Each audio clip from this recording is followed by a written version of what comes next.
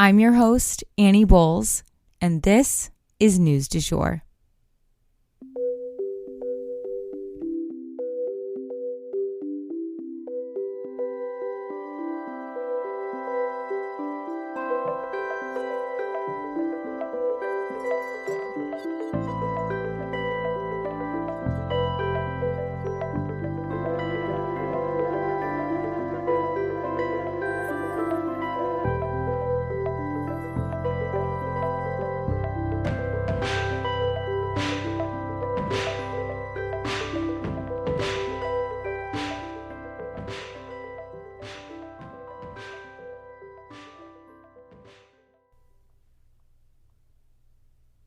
Hey, you guys, welcome back to the News du Jour. So today I need everyone to buckle up because this is going to be a longer episode, but really juicy. So there's a lot going on in the world, and it ranges from celebrity to protest, everything in between, war.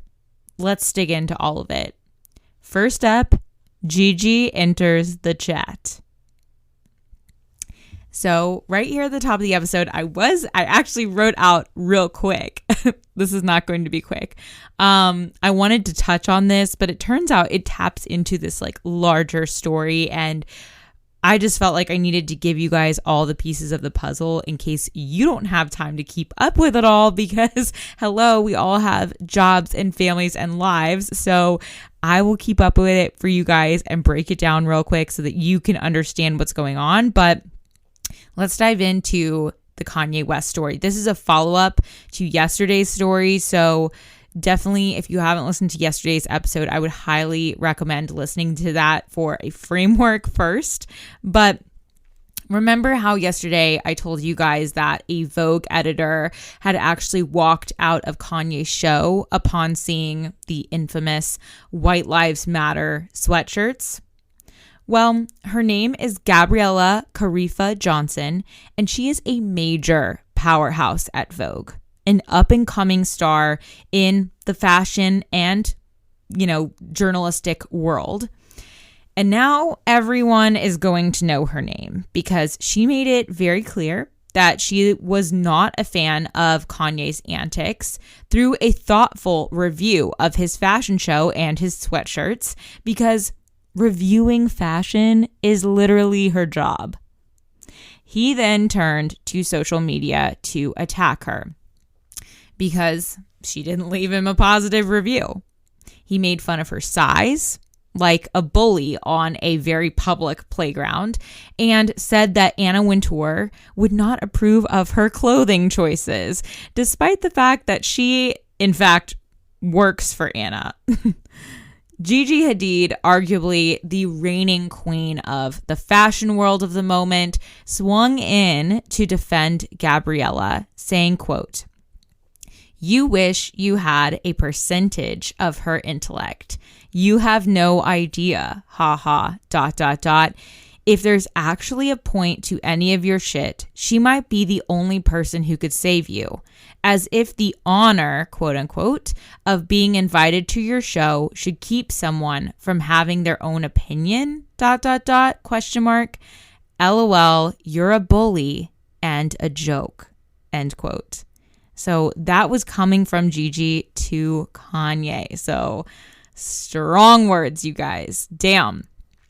Then a Vogue, obviously, the magazine, put out a statement on the subject, of course, defending their editor. It read, quote, "Vogue stands with Gabriella Carifa Johnson, our global fashion editor at large and longtime contributor. She was personally targeted and bullied. It is unacceptable.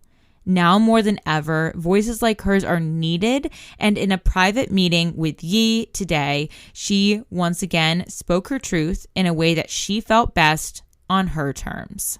End quote. This feels way too messy for Miss Wintour, but she held her own and did not let this mess drag her down into Kanye's drama. And Kanye, he has a lot of it. Unfortunately, this is not the end of the antics of just the past 24 hours, you guys. We have a little more to go over here.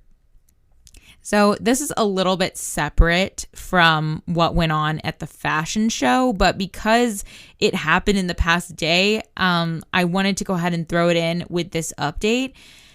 We all know that the Kardashians really protect their own. It's kind of their thing. It's their brand. It's their identity. And given that Kanye and Kim share 4 children, he will always be a part of the pack. But that said, he has done a lot to hurt their family, and it seems to go on and on. At what point do they say enough?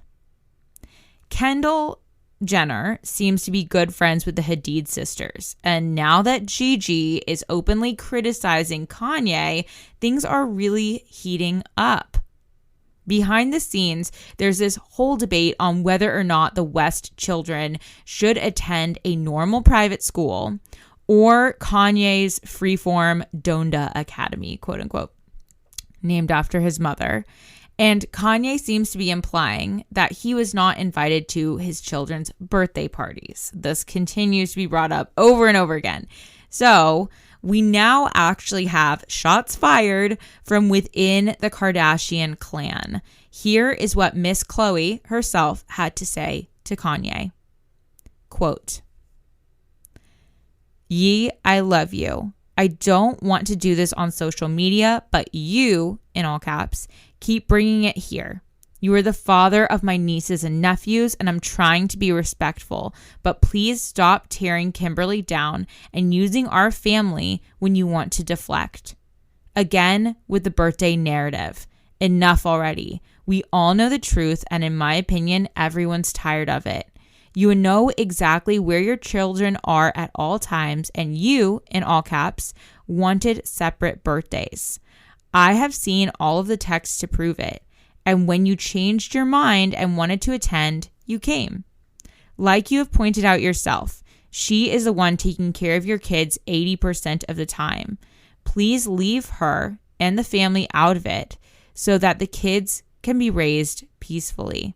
I come from a place of love, and I'm happy to continue this conversation privately if you wish. Heart." End quote. And then he reposted this comment from Khloe to his Instagram as like a post and responded, quote, "You are lying and are liars. Y'all basically kidnapped Chicago on her birthday so that she could remember her father not being there. Trav gave me the address of my child's party. That's how y'all play with black fathers. Y'all also threw a party before Psalm's birthday when I was flying back from Japan to be there for his birthday. And the first I heard about it was seeing pics of the party online. Also, I should see my children 100% of the time, but since there's a separation, it should have been 50% of the time. Y'all wouldn't have played with Donda like that in Jesus' name." End quote. And I would like to also convey that all of that had no punctuation, just one long sentence, and was all in caps. Whoa.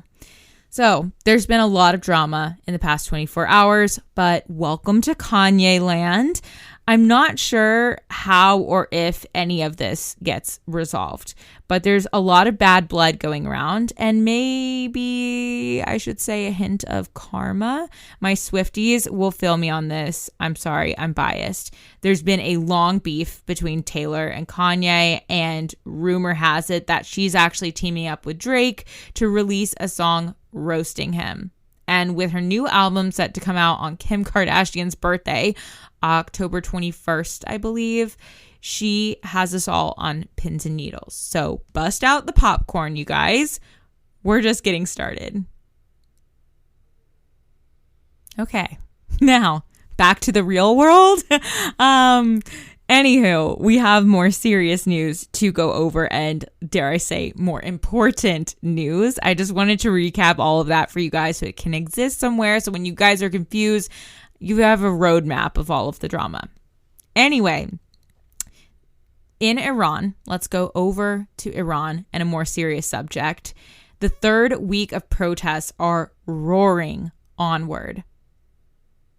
So the women of Iran are headed into their third week of continuous protests. Damn, that is stamina, you guys. If you've ever been a part of protests, you know what time, energy, money it takes to keep them going. And 3 weeks is a long time. As a reminder, they are protesting the death of a young woman who died in police custody after being arrested for not covering her hair. I believe she was 22 years old. 80 cities across Iran are now protesting, you guys. 52 people, at least, have been killed in the riots. Symbols of the state are now being defaced, like buildings. And, you know, I think if you follow us on social, you probably saw in classrooms, they have pictures of the leadership and young women are giving it the finger. I mean, this is getting serious. Iran continues to limit internet access there. So it's actually been very hard for us to get a real look at what's been going on. And social media has been the primary mode of spreading the word. We need to keep our global eyes on this fight. One way this is happening, though, keeping eyes on the fight, is through women all over the world, including celebrities like Amy Adams and Marion Cotillard, cutting their hair themselves symbolically, you know, just maybe a snip, but to stand with the women of Iran who are required to keep their hair long due to morality standards. This fight in Iran, it's important to note as well, really transcends all of the different social classes, ethnic groups, geographic regions, and religious fractions. It is all of the women of Iran unified and their male supporters standing up saying that they demand freedom after so long. In case you don't know the history here, Iran's women were really plunged back into the dark ages by the 1979 Islamic Revolution. Prior to that movement, women wore bikinis, listened to the radio, and wore whatever hairstyle they so chose. And some women wore hijabs. But the important thing was that was their choice. At the end of the day, that's all the women of Iran want, the freedom to choose. And we are in fact fighting for that all over the world. We stand with the women and girls of Iran, and it will advocate for their freedom forever. Whew, that was an emotional one. Thank you guys for bearing with me on that. This is a really intense topic, and we all need to be focusing on Iran, but also there's a war going on. So we're going to end today's episode touching on a bunch of mini stories coming out of the Russia-Ukraine conflict. Let's get into it. First up, Biden promises more aid to Ukraine. So it sounds like Biden is sending more aid to Ukraine in the form of 4 mobile rocket launchers and about $600 million more in military aid, as announced on Tuesday. Ukraine also continues to advance. Very exciting. So they have taken now 3 other villages in the south. And from what I hear, Kherson is teetering, you guys, if not completely overtaken by the Ukrainians. This is a really strategically important city. So if this is true, their advance is really significant. It seems that they're using this sort of double attack strategy where they will suddenly advance on more than one town or city at a time so as to kind of leave the Russians scrambling. And so far, that seems to be working. They have been really clever and resourceful throughout this war, as you guys know from listening, and they're not slowing down now. So next up, a Russian journalist has fled the country. So the Russian TV journalist who, if you guys remember, walked onto live Russian TV with a sign that read, quote, "Stop the war and they're lying to you," end quote, has now left the country after being put under house arrest. So She said that the legal case against her is bogus and she won't conform to laws if the Russian government isn't going to do the same. I kind of love her. And for our next mini story, young Russian men are absolutely pouring into Kyrgyzstan. So a lot of neighboring countries are closing their borders to these Russians who are trying to flee, a lot of them men, but not Kyrgyzstan. This has become the largest mass exodus out of Russia since the Bolshevik Revolution back in 1917. And the men report feeling safer in these foreign lands than they did back in their homeland of Russia. Again, in case you guys missed it, these men are fleeing because there's a quote unquote draft going on in Russia, which seems to be rumored that it's not really a draft. It's basically them coming and kidnapping you in the night and taking you away from your family, regardless of whether you're a father, you're in school, doesn't matter what's going on in your life. They're taking young men and basically forcing them into the military. So all the young men are trying to leave right now, and it's becoming more and more of a heartbreaking scenario in Russia. And then lastly for today, although most of the news coming out of Ukraine is overall positive, I have to leave you guys on a note that is a bit more contentious and sensitive. So the U.S. is kind of pissed right now that Ukraine took out a Russian oligarch's daughter. U.S. intelligence seems to have confirmed for us that Ukraine actually killed Daria Dugina, the daughter of a prominent pro-Russia leader. It was a car bomb that actually killed her, and the U.S. wanted to make it very clear, since they have found out this information, that they did not approve of this attack, nor did they have anything to do with it. We do not target civilians, and Ukraine continues to actually deny their own involvement, but the U.S. had it confirmed. So it's leaving us in tricky waters, because if Ukraine is capable of this, then where does the line fall? And that is the news du jour.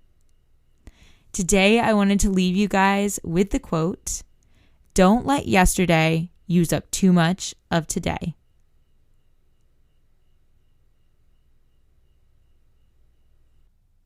If you enjoyed this episode, please consider becoming a patron of our podcast.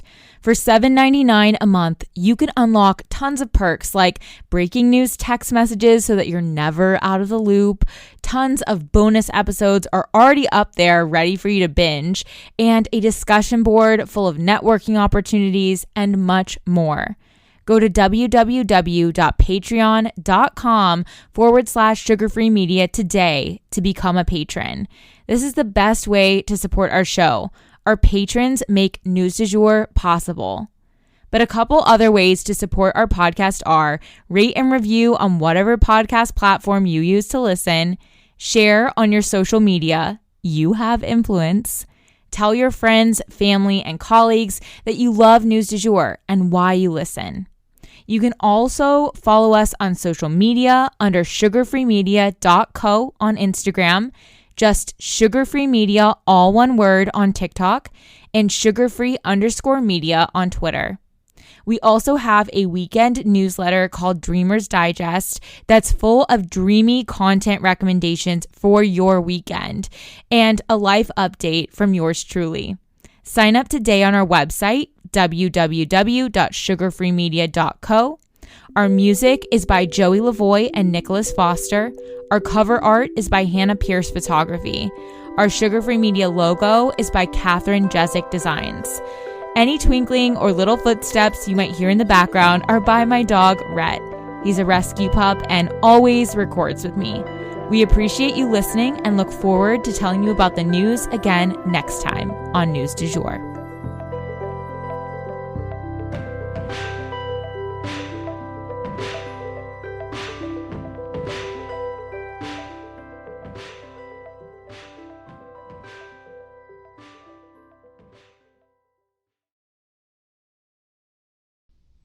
Broadcasting from Oh.